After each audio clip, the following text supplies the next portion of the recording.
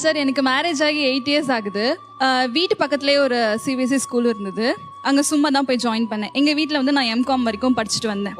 ஒரு 3 months school போயிட்டு இருந்தேன். பிரின்சிபல் சார் வந்து என்னை வந்து சொல்லியிருந்தாங்க, பிஎட் கண்டிப்பாக போடணும்.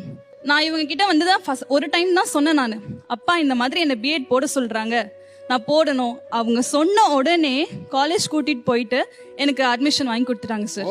அதுக்கு வந்து இவ்வளவு காசு செலவாகும், அவ்வளவு காசு செலவாகும் அப்படின்லாம் அவர் எதுவுமே யோசிக்கல. உங்க மருமகள் நீங்க தான் படிக்க வச்சீங்கங்கறாங்க. யார் சொன்னது மருமகன்னு? யாருப்பா சொன்னது? சொல்லு பொக்கிஷையா?